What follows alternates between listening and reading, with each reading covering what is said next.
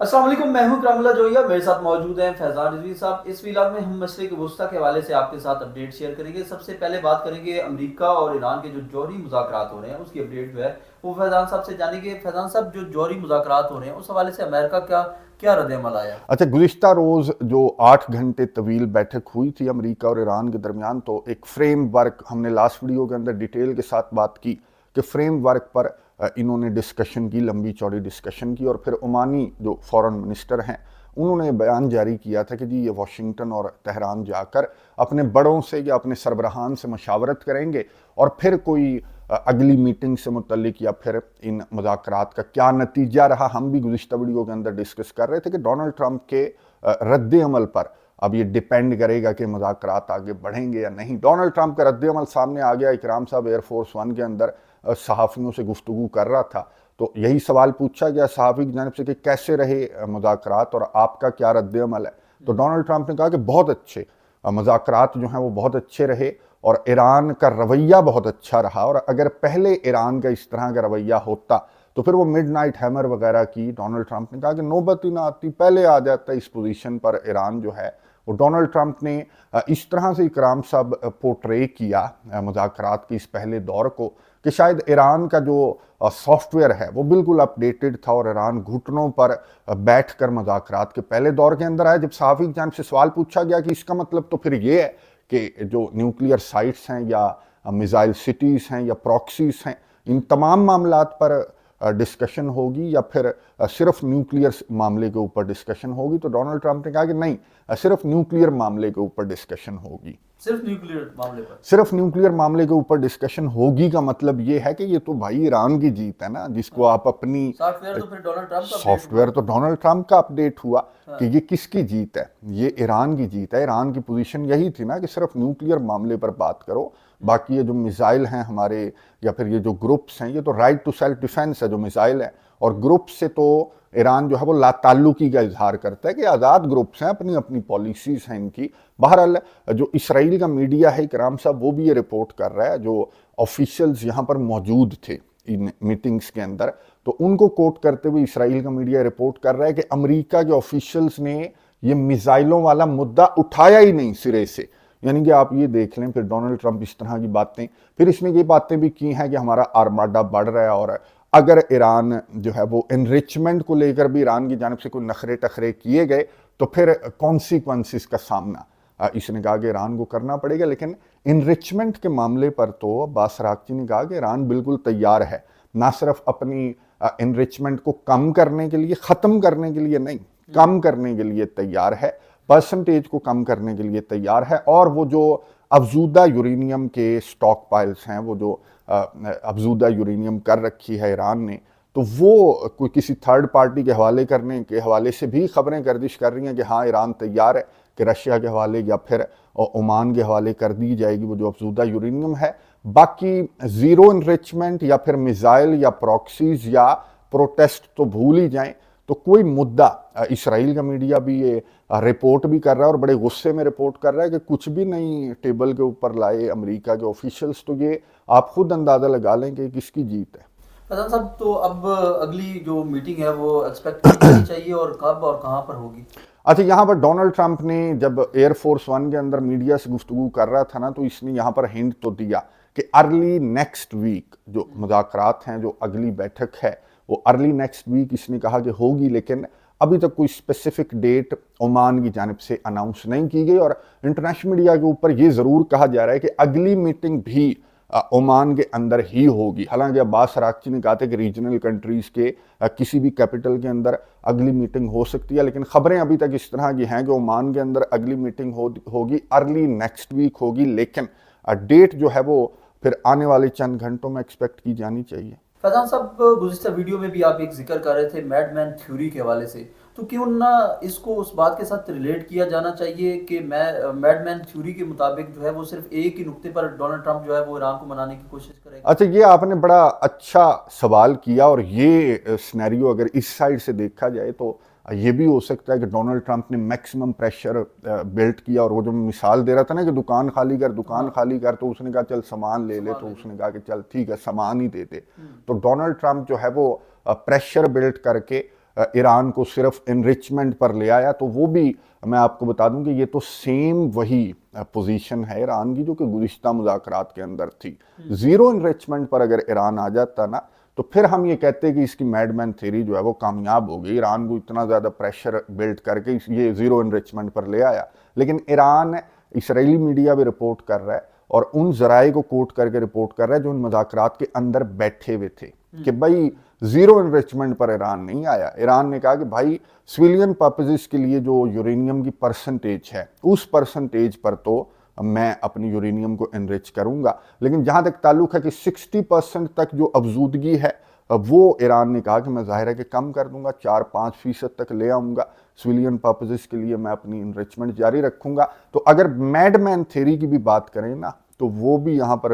Donald Trump की उस theory ने भी काम नहीं किया। अच्छा फैजान साहब, अगर उस थ्योरी ने भी काम नहीं किया और मुज़ाकरात भी आगे चल रहे हैं, तो तिलमिला तो बहुत ज़्यादा रहा होगा इसराइल जो है इन मुज़ाकरात, क्योंकि अमेरिका आगे बढ़ा रहा है। सर इसराइल तो आप टाइम्स ऑफ इसराइल निकाल कर देखें, आप यरूशलेम पोस्ट निकाल कर देखें, और वो इस तरह की रिपोर्टिंग उनकी जानिब से की जा रही है कि यार अमेरिका के ऑफिशियल्स तो मिसाइलों वाला जो नुक्ता है वो लेकर ही नहीं आए ना। इतना ज़्यादा डोनाल्ड ट्रंप की जानिब से जो प्रेशर बिल्ड किया जा रहा था, तो ईरान को वो जो एक वो फ्रेमवर्क तय करना था ना, तो वो फ्रेमवर्क के अंदर इसराइल का मीडिया कह रहा है कि यार मिसाइल नहीं लाए तो फिर क्या लाए। फतह और जो डिफरेंट मिसाइल हैं ईरान के, जो खैबर शिकन है, जिन्होंने इसराइल का बुरा हाल कर दिया था, तो इसराइल को तो ईरान के जोहरी मिसाइलों से ज़्यादा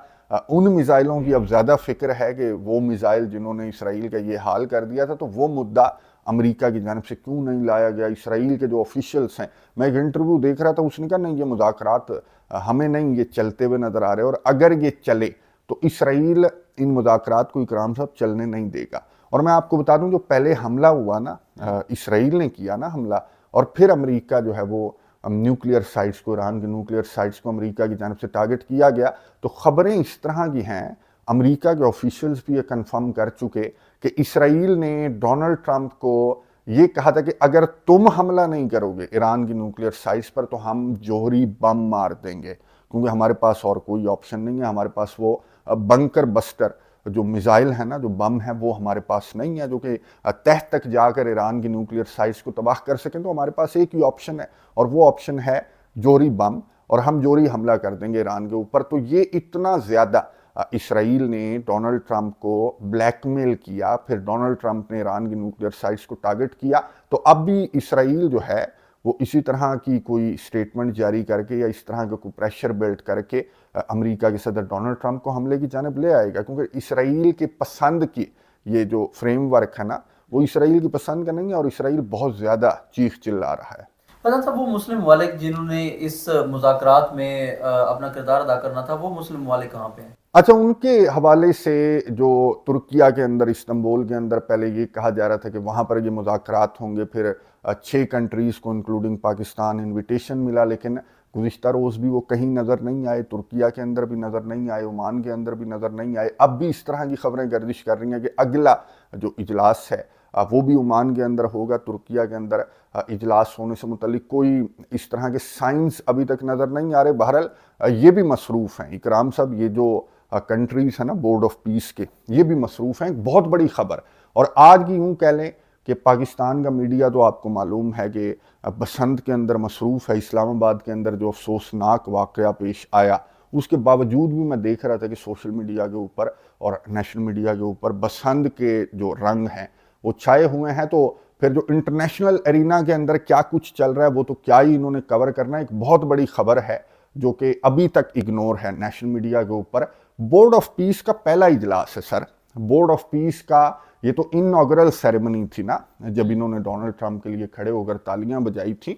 बोर्ड ऑफ पीस का पहला इजलास है खबरों के मुताबिक 19 फरवरी को, और ये इजलास होगा इकराम साहब वाशिंगटन डीसी के अंदर, अमेरिका के अंदर। और यहाँ पर अरब कंट्रीज़ ने तो कंफर्म कर दिया, हंगरी ने भी कंफर्म कर दिया, और दीगर जो बोर्ड ऑफ पीस के मेंबर्स हैं उन्होंने भी कंफर्म कर दिया कि हम, ज़ाहिर है कि जब डोनाल्ड ट्रंप बुलाए और हम ना जाएं, तो इन्होंने कंफर्म कर दिया कि हम जाएंगे, और जो है वो सरबराही लेवल पर ये इजलास होगा, यानी कि हंगरी के प्राइम मिनिस्टर जाएंगे और अरब कंट्रीज़ के सरबराहान जाएंगे। पाकिस्तान की जानिब से अभी पाकिस्तान आपको मालूम है कि मसरूफ़ है, तो पाकिस्तान की जानिब से अभी तक कोई कंफर्मेशन तो सामने नहीं आई, लेकिन ख़बरें इस तरह की हैं। ज़ाहिर है कि शहबाज शरीफ के लेवल पर ना सही, लेकिन इसहाक डार के लेवल पर तो एटलीस्ट पाकिस्तान की प्रेजेंस होगी, क्योंकि गज़ा बोर्ड ऑफ पीस का, बल्कि बोर्ड ऑफ पीस का ये पहला इजलास है। लेकिन इससे भी बड़ी खबर ये है इकराम साहब के ये इजलास तो होगा 19 फरवरी को।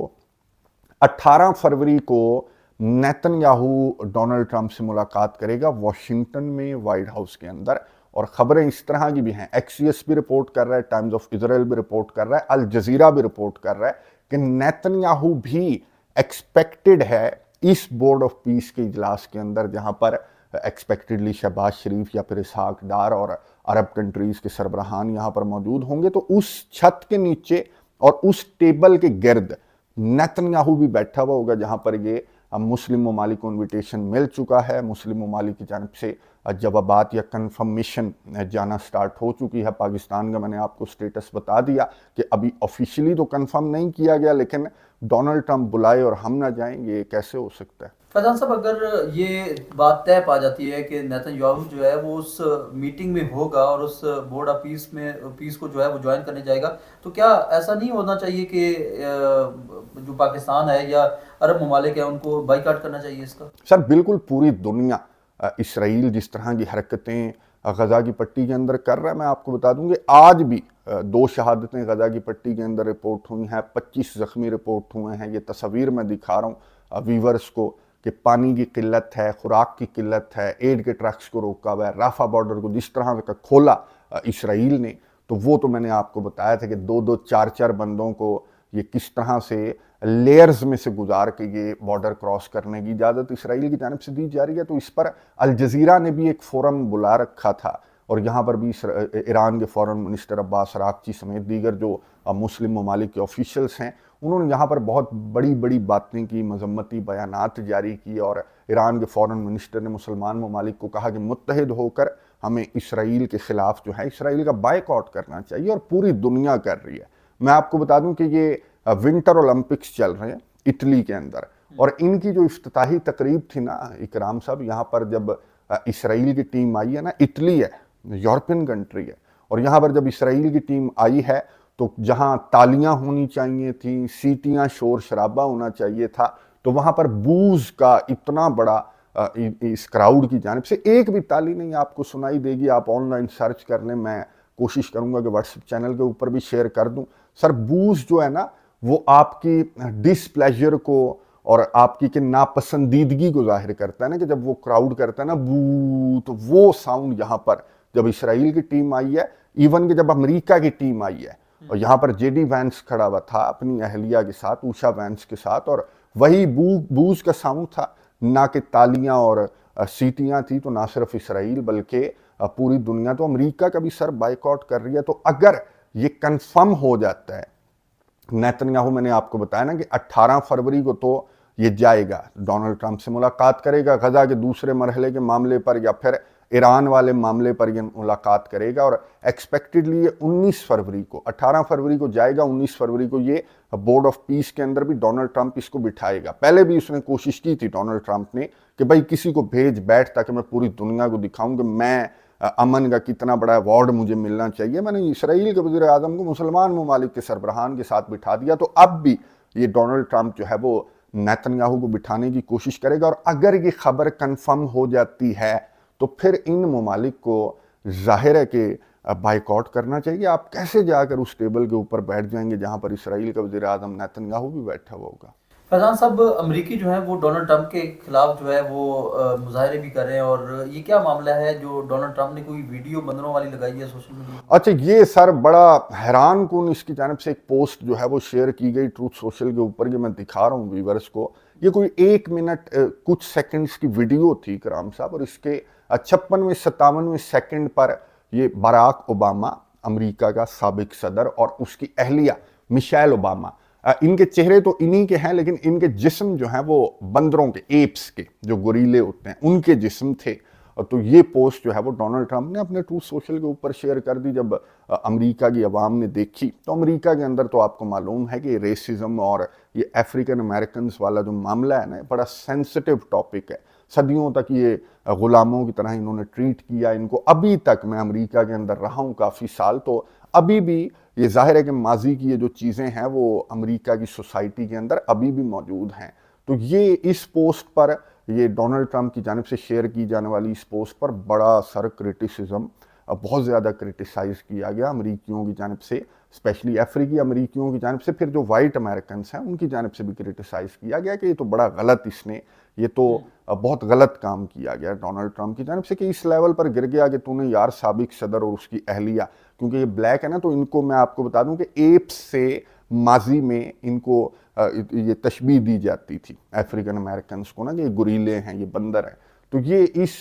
سینس میں لیا جو امریکی ہیں انہوں نے اس پوسٹ کو. حالانکہ وائٹ ہاؤس کی ترجمان کیرولائن نے کہا کہ نہیں جی, یہ تو جو کچھ موویز ہیں نا, کچھ سیزن وغیرہ ہے لائن کنگ, تو یہ تو اس کا ایک میم بنایا ہوا ہے جس میں ڈونلڈ ٹرمپ کو کنگ دکھایا, باقی جو ڈیموکریٹس ہیں ان کو ڈفرینٹ اینیملز دکھایا. ڈونلڈ ٹرمپ کے چہرے پر جو ہے وہ شیر کا جسم لگایا ہوا تھا. تو کیرولائن نے اس کو کور کرنے کی کوشش کی کہ کوئی ریسسٹ پوسٹ نہیں ہے, بلکہ یہ تو الیکشن کے اندر جو فراڈ ہے اس سے ریلیٹڈ یہ پوسٹ ہے, آپ اس کا ایک چھوٹا سا پکچر کو پکڑ کر آپ بیٹھ گئے. تو کیرولائن نے ڈیفینڈ کرنے کی کوشش کی, کئی گھنٹوں یہ پوسٹ جو ہے وہ ٹروتھ سوشل کے اوپر لگی بھی رہی, لیکن جب ریپبلکنس کی جانب سے, ریپبلکنس کے اندر کچھ جو افریقن امریکنس ہیں نا, ٹرمپ کی پارٹی کے افریقن امریکنس, انہوں نے مائنڈ کیا, انہوں نے کہا نہیں, ڈونلڈ ٹرمپ کو نہ صرف یہ پوسٹ ڈیلیٹ کرنی چاہیے بلکہ معافی بھی مانگنی چاہیے. اچھا, پوسٹ تو ڈیلیٹ کر دی وائٹ ہاؤس نے, اور اپنے ایک سٹافر کے اوپر جو ہے نا وہ الزام عائد کیا کہ جی ڈونلڈ ٹرمپ نے شیئر نہیں کی تھی, ہمارے سٹاف کے ایک ممبر نے شیئر کی تھی, تو یہ پوسٹ تو ڈیلیٹ کر دی. لیکن ڈونلڈ ٹرمپ نے یہاں پر وائٹ ہاؤس, یہ